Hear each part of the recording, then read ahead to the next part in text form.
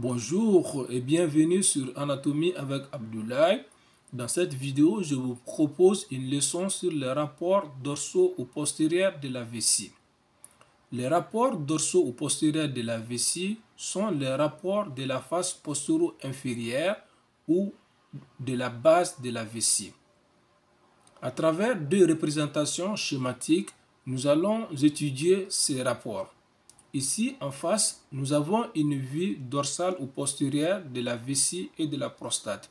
Sur cette vue, on constate, ici, vous avez la vessie qui est située en position crâniale et ici, vous avez la prostate qui est en position caudale.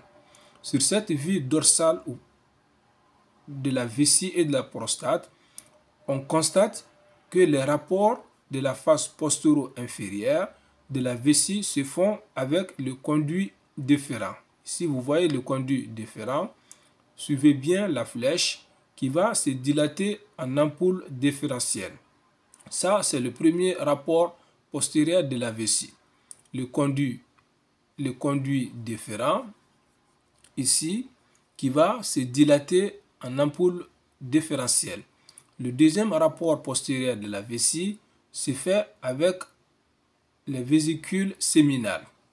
Et bien évidemment, l'autre rapport de la vessie se fait avec la base de la prostate.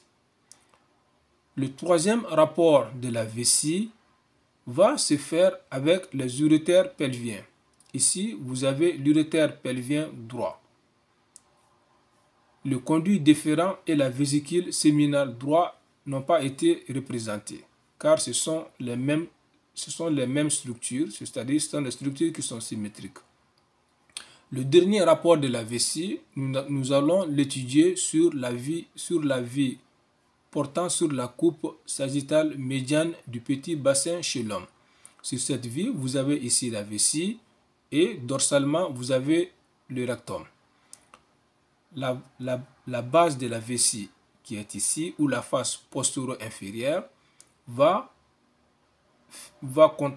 contracter un rapport avec le rectum à travers une aponevrose qu'on appelle l'aponevrose prostato-péritonéale.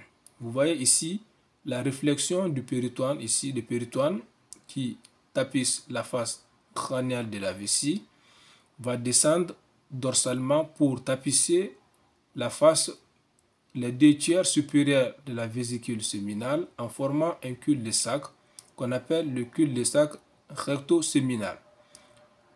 Entre le cul-de-sac recto-séminal et le centre tendineux que vous voyez ici, on voit une aponevrose qui est tendue entre le cul-de-sac recto-séminal et le centre tendineux. C'est cette aponevrose qu'on appelle l'aponevrose prostato-péritonéale, qui portait le nom de Démonvilliers. Donc, le dernier rapport postérieur de la vessie va se faire avec le rectum à travers l'aponevrose prostato-péritonéale. En résumé, les rapports dorsaux de la vessie se font avec la partie rétro-vésicale du conduit déférent, avec l'ampoule déférentielle, avec les vésicules séminales, avec les urétères pelviens et enfin avec le rectum à travers l'aponevrose prostato-péritonéale. C'est tout pour cette vidéo. On se donne rendez-vous pour une prochaine. Au revoir et à bientôt.